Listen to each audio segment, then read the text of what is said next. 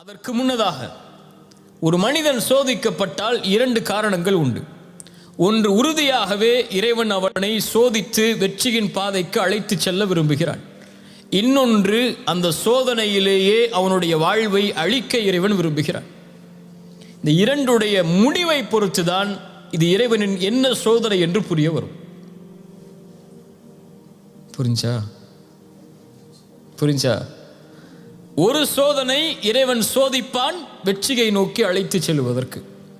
இன்னொரு சோதனை இறைவன் சோதிப்பான் அந்த சோதனையிலேயே அவனுடைய வாழ்வை முடிப்பதற்கு. ஒன்று வெற்றிக்காக வரும், இன்னொன்று அழிவுக்காக வரும். அந்த இரண்டுடைய முடிவை பொறுத்துதான் இறைவனிடத்தில் கூலி முடிவெடுக்கப்படும்.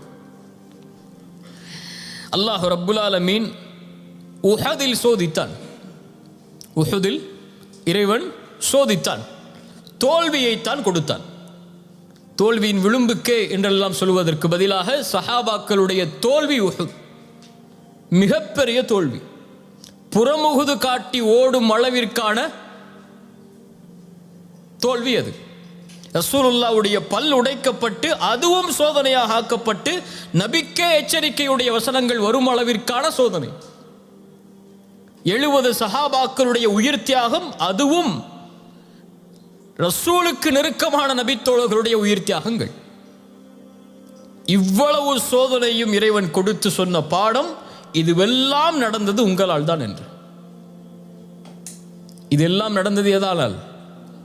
அல்லாஹ் சொல்கிறான் சூரத்துல் ஆல் இம்ரான் 165வது வசனத்தில், அவலம்மா அஸாபத்கும் முஸீபத்துன் கத் அஸப்தும் மிஸ்லைஹா குல்தும் அன்னா ஹாதா. இது எங்கிருந்து வந்தது இந்த சோதனை என்று கேட்கிறீர்கள். அல்லாஹ் சொல்கிறான், குல் ஹுவ மின் இந்தி அன்ஃபுசிக்கும், உங்களால் வந்தது, நீங்கள் தேர்ந்தெடுத்த பாதையால் வந்தது. ரசூலுக்கு நீங்கள் மாறுபட்டதால் உங்களை இறைவன் இந்த போர்க்களத்தில் சோதித்திருக்கிறான். பாடத்தை உணர்ந்தார்கள் நபித்தோழர்கள். அடுத்து வெற்றி கிடைக்குமா என்று நினைத்தார்கள். வலா தஹினு வலா தஹ்ஸனு அன்துமுல் அலௌன இன் குன்தும் முஃமினீன். உஹதுக்கு பிறகு இறக்கப்பட்ட வசனம். கவலைப்படாதீர்கள், துவண்டு விடாதீர்கள், நீங்கள் தான் உயர்ந்தவர்கள் முஃமின்களாக வாழ்ந்தால். அல்லாஹ் என்ன பாடத்தை சொல்ல வருகிறான்? தோல்விக்குரிய காரணத்தை அறிந்து விட்டீர்கள், இனிமேல் வெற்றியை நோக்கி புறப்படுங்கள். இப்போ முதலில் வாழ்வில் சோதனை ஏற்பட்டால் சிந்திக்க வேண்டியது, இந்த சோதனை ஏன்? வியாபாரத்தில் ஏற்பட்டாலும் சரி, உறவுகள் பிரிந்தாலும் சரி, வாழ்வில் என்ன சிரமம் ஏற்பட்டாலும் சரி, ஒரு சின்ன விபத்து ஏற்பட்டாலும் சரி, உங்களுடைய கால் சறுக்கினாலும் சரி, யோசிக்க வேண்டியது ஏன் இந்த சோதனை? அல்லாஹ் ரப்புல் ஆலமீன், அல்லாஹுடைய தூதர் ஸல்லல்லாஹு அலைஹி வஸல்லம் அவர்களுடைய வாழ்வின் மூலமாக எமக்கு கொடுத்த பாடம் உஹதுடைய களம். உஹதுடைய களத்தின் சோதனையின் அடிப்படை பாவங்கள். பாவங்கள் தான் சோதனைக்கு மூலதனமாக அமையும். இன்வெஸ்ட்மெண்ட்டே ஒரு சோதனைக்கு என்ன? உங்களுக்கு சோதனை வரணும்னா இன்வெஸ்ட் பண்ணுங்க. எதில் இன்வெஸ்ட் பண்ணுங்க? பாவங்களில். பாவத்தில் இன்வெஸ்ட் பண்ணீங்கன்னா உங்களுக்கு கிடைக்கக்கூடிய ப்ராஃபிட் என்ன? சோதனை தான். ரசூலுல்லாஹி ஸல்லல்லாஹு அலைஹி வஸல்லம் சொன்னாங்க, இய்யாக்கும், உங்களை எச்சரிக்கிறேன் எரிக்கக்கூடிய பாவங்களை விட்டு. எரிக்கக்கூடிய பாவங்களை விட்டு எச்சரிக்கை செய்கிறேன். எப்படி? சில சமூகம் கட்டைகளை போடுவார்கள் எரியக்கூடிய நெருப்பின் மீது. வீசப்பட்ட கட்டைகள் எப்படி மாறும்? தீக்குழம்பாக, தீயுடைய மூட்டமாக மாறிவிடும். அதுபோல் பாவங்களை குறித்து எச்சரிக்கை செய்கிறேன். ஒரு பாவம் செய்வாய், அது உன்னை அழிக்க வரும். இன்னொரு பாவம் செய்வாய், அதுவும் உன்னை அழிக்க வரும். அதே பாவத்தை தொடர்ந்து செய்து கொண்டே இருக்கிறாய் என்றால் அவ்வளவுதான், உன்னை அது முழுவதுமாக அழித்து விடும். அல்லாஹுடைய குர்ஆனுடைய வசனம் சூரத்து ஸுமருடைய 53வது வசனம் சொல்லுகிறது, குல் யா இபாதியல்லதீன அஸ்ரஃபு அலா அன்ஃபுஸிஹிம் லா தக்னது மிர் ரஹ்மத்தில்லாஹ் இன்னல்லாஹ யக்ஃபிருத் ذுனூப ஜமீஆ இன்னஹு ஹுவல் கஃபூருர் ரஹீம். வரம்பு மீறி பாவம் செய்யக்கூடிய நடிகார்களே, அல்லாஹுடைய அருளில் நம்பிக்கை இழக்காதீர்கள். அல்லாஹ் எல்லா பாவங்களையும் மன்னித்து விடுவான். இன்னஹு ஹுவல் கஃபூருர் ரஹீம். ஏன்? அவன் பாவங்களை மன்னிக்க கூடியவன், இரக்க குணமுடையவன். ஹைர். அல்லாஹுடைய அருளை பற்றி புரிந்தாயிற்று. அதோடு அந்த வசனத்தை முடிக்காமல் அடுத்தடுத்த வசனங்களில் அல்லாஹ் என்ன சொல்ல வருகிறான்? வ அனீபு இலா ரப்பிக்கும் வ அஸ்லிமு லஹு மின் கப்லி ஐ யஅதியகுமுல் அஸாப். ஒரு பாவத்தை செய்கிறாய், பாவம் என்று உணர்கிறாய், அதை அல்லாஹ் மன்னிப்பானா என்ற கேள்வி வருகிறது. அல்லாஹ் நிச்சயம் மன்னிப்பான், அருளில் கவலை இழக்காது. ஆனால் மன்னிப்பை தேடிவிட்டதோடு மட்டுமல்லாமல், அல்லது மன்னிப்பை தேடிவிட்டு அல்லாஹ் என்னை மன்னித்து விட்டார் என்றால் மீண்டும் அதே பாவத்தை தொடரக்கூடாது. நீ வ அனீபு இலா ரப்பிக்கும், உன்னை நீ அல்லாஹ்வை நோக்கி திருப்பி விடு. வ அஸ்லிமு லஹு, அவனிடத்திலே உன்னை ஒப்படைத்து விடு. மின் கப்லி ஐ யஅதியகுமுல் அஸாப், வேதனை உனக்கு வருவதற்கு முன்னால். ஏன் வேதனை வருது? அந்த பாவத்தை செய்யற. அல்லாஹ்வுடைய அருள், அல்லாஹ் மன்னிச்சிட்டான்னு சொன்னதுக்கு அப்புறமும் ஏன் வேதனை வரும்னு எச்சரிக்கிறான்? மன்னிப்பு கேட்டதுக்கு அப்புறம் அதே பாவத்தை நீ தொடர்ந்தன்னு சொன்னா, அல்லாஹ்வுடைய அருள்ல வேற மாதிரி நம்பிக்கை வச்சிருக்க. நீ என்ன நம்பிக்கை வச்சிருக்க? ரப்பு மன்னிச்சுக்கிட்டே இருப்பா. எந்த பாவத்தை நீ செஞ்சு மனம் திருந்தி விட்ட பாவத்தை மறுபடியும் செஞ்சேன்னு சொன்னா இறைவன் மன்னிக்க மாட்டான், இல்லை, எச்சரிக்கிறான். மின் கப்லி ஐ யஅதியகுமுல் அஸாப், அந்த பாவம் உனக்கு சோதனையாக, வேதனையாக மாறி வரும். சும்ம லா துன்சருன், அதுக்கு பிறகு உதவி யாரும் உனக்கு செய்ய முடியாது.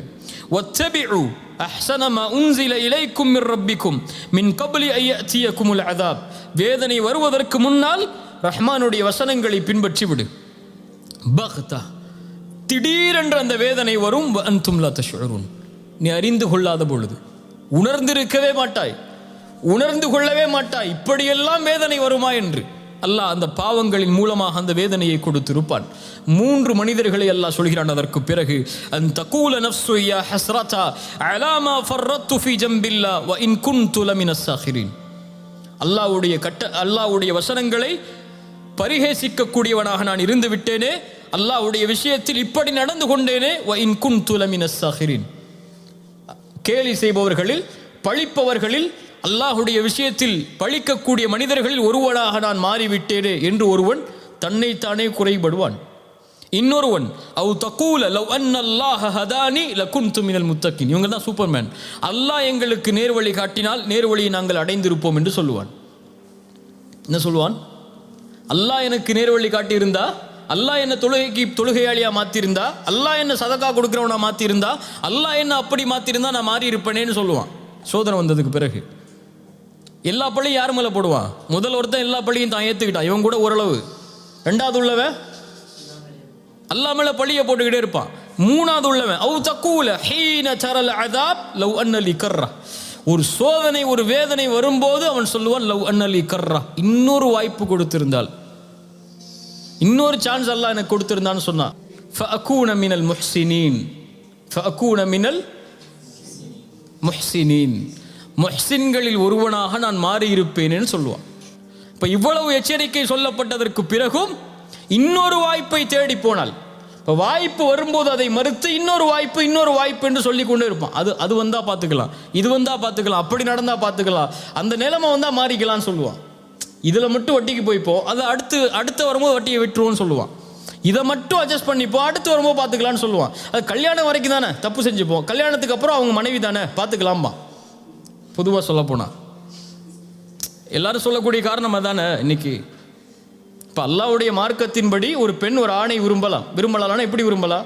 ஒரு பொண்ணை பிடிச்சிருக்கா, சரி பிடிச்சிருக்கு, அவங்க அப்பா அம்மாட்ட போய் பேசுங்க, வழியை வச்சு கல்யாணம் முடிங்க, அதுக்கப்புறம் வாழுங்க. ஆனால் இன்னைக்கு வாழ்க்கைங்கிறது கல்யாணத்துக்கு முன்னாடியே வாழ்ந்துடுறாங்க, கல்யாணத்துக்கு அப்புறம் அதை ஹலால் ஆக்குறாங்களா? எப்படி ஹலால் ஆக்க முடியும்? இப்போ அல்லாஹுடைய வாய்ப்பை தவறாக பயன்படுத்துவார்கள்.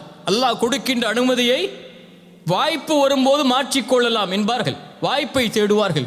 இவர்களுக்கும் அல்லாஹ் சோதனையால் வேதனையை கொடுத்து விடுவான். இப்போ இந்த 3 மனிதர்களை அல்லாஹ் தரம் பிரிக்கிறான். ஒருவர் தன்னைத்தானே பழித்துக் கொள்வார், இன்னொருவர் அல்லாஹ்வை சாடி விடுவார், இன்னொருவர் வாய்ப்பை தேடி செல்வார். இந்த 3வரும் நஷ்டவாளிகள் தான். யார்?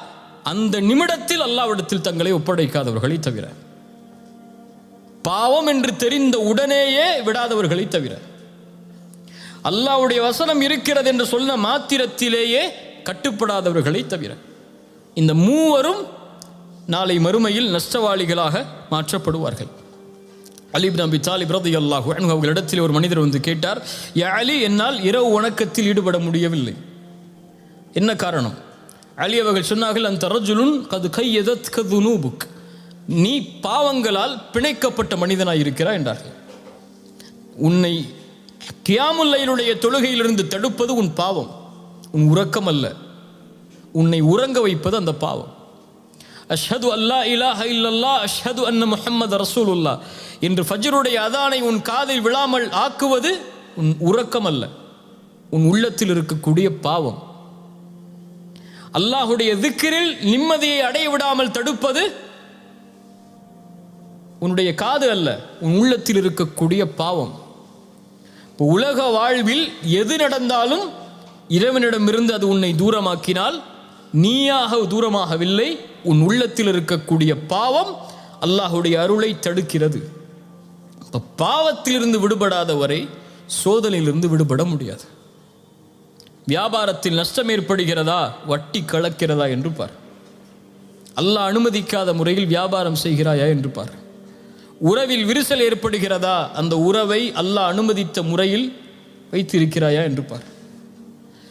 கவலைகள் பிரச்சனைகள் குடும்ப வாழ்வில் ஏற்படுகிறதா, அல்லாஹ் அனுமதித்த முறையில் வாழ்கிறாயா என்று பார். உன் மனைவிக்கு நீ தூய்மையானவனாக, உன் மனைவி உனக்கு தூய்மையானவளாக இருக்கிறாளா என்று பார். இப்போ சோதனைகள் வரும்போது யார் இப்படி தரம் பிரித்து ஆராய்கிறார்களோ இவர்களும் அல்லாஹ்விடத்தில் வெற்றி செய்யப்படுவார்கள். இந்த உலக வாழ்வு இதுபோல் சோதிக்கப்பட்டு கொண்டே இருக்கும்.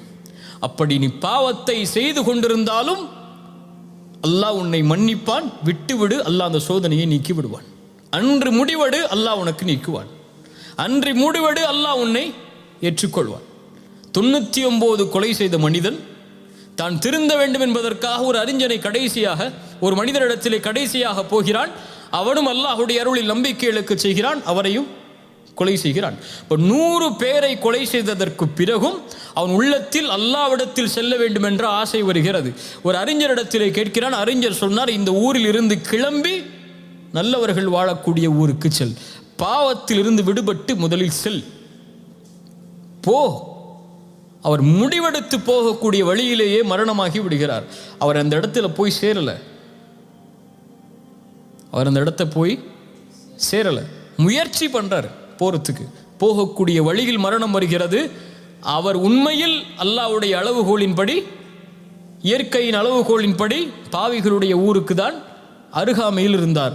ஆனால் அல்லாஹ் நல்லவர்களுடைய ஊருக்கு அவரை அருகாமையில் ஆக்கி நல்லவர்களின் உயிர்களை கைப்பற்றக்கூடிய மலக்குகளை கைப்பற்ற அல்லாஹ் அனுமதித்தது ஏன்? அவர் நாடினார். முதலில் அதை செயல்படுத்துவதற்கு கொஞ்சம் நடந்து சென்றார்.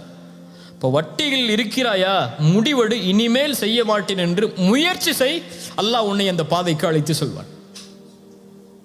ஒரு விஷயத்தில் ஒரு உறவு உனக்கு ஹராமாக இருக்கிறதா, அன்று விடு, அல்லாஹ் உனக்கு அதை ஹலாலாக்குவான். அல்லது உன் ஹராமே உன் ஹலாலை தடுத்து விடும். ஹராமே உன் ஹலாலை தடுத்து விடும். இப்போ இது எல்லா விஷயத்திலும், குறிப்பாக நம்ம இந்த உலகத்தில் பார்க்கக்கூடிய சோதனைகளை வச்சு சொல்கிறேன் நான். இது எல்லா விஷயத்திலையும் பொருத்தி பார்த்தாலும் இதைத்தான் அல்லாஹ் ரப்புல் ஆலமீன் நியதியாக வைத்திருப்பான். இப்போ இப்படி நீ சோதிக்கப்படுவாய்.